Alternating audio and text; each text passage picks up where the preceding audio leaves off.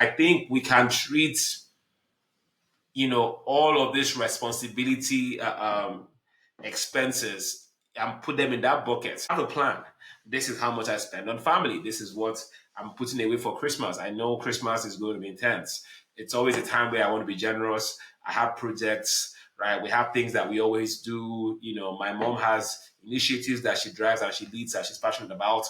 And when this time comes, she looks to us to move, right? To move and invest in those things or fund those things, because it's legacy for her.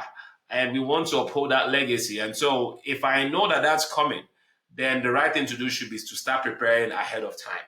Start planning ahead of time. I have an extensive amount of uncles and cousins, and again, around this time, I know there's expectations of what are you going to do. I should do better with planning for that, for this time, so that by the time this time comes, I'm not under pressure. I already planned for it, and then I know my capacity, and so I'll do what I'm able to do and be as generous as I can be. And then when I'm at my max, we'll do it again next year, right? And that's one way to be. It helps you be consistent.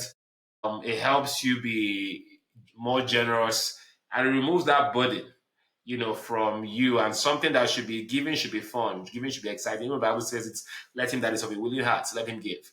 Right? It should be done from a place of love. Giving should be done from a place of generosity, of joy, not with the burden. Whether you're giving to God, whether you're giving to the church, whether you're giving to family. Giving is rewarding when it's done from a place of joy, because I know how to get your joy when you're giving is really a lot of it's by planning, and it's not catching you unaware. Right? So what boundaries are you setting this holiday season? And then how do you balance generosity with responsibility? I want to hear in the chats, both on YouTube and on LinkedIn. I want to get your thoughts. But let me wrap it up here. The goal is not for you to do less. Again, you were a recipient of uncle coming back from America. I'm buying you cap, right? So I'm not saying do less. I'm saying be wise. I'm saying be wise, plan, build legacy, and don't lose your peace. Okay, so if you haven't been planning this, there's going to be an expectation of this.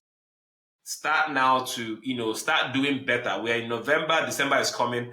What can you afford to do in Christmas?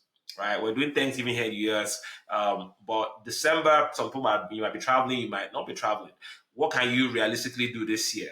How much money can you afford to set apart to do what you need to do? But for next year, let's be better. Right, let's start planning for Christmas at the beginning of the year. So whether you want to travel, who are you giving gifts? Make a list of the people. What are you looking to get for them? What is it going to cost me to do this? And I start putting away little amounts of money. Right? I know people who start putting money, they have accounts back, I'm from Nigeria, have they start putting the money back in Nigeria. So that by the time this period comes, they don't take cash with them to travel. They have funds. Everything they will do, every gift they will give, every money they will spend, they've already been putting it away all. And so you see them, they're very generous when they come back home. Not because they have more money than everybody else, even though people assume that. But no, that's because they plan for this. They've been putting away money consistently every month. Once they get paid, a portion of it goes back towards, their Naira accounts, to their accounts back home. That's planning. And so now you can thoroughly enjoy yourself and the Christmas period and be generous and do what you want to do without having feeling any guilt, without any pressure, all of that good stuff. So I'm not saying do less. I'm saying just be wise.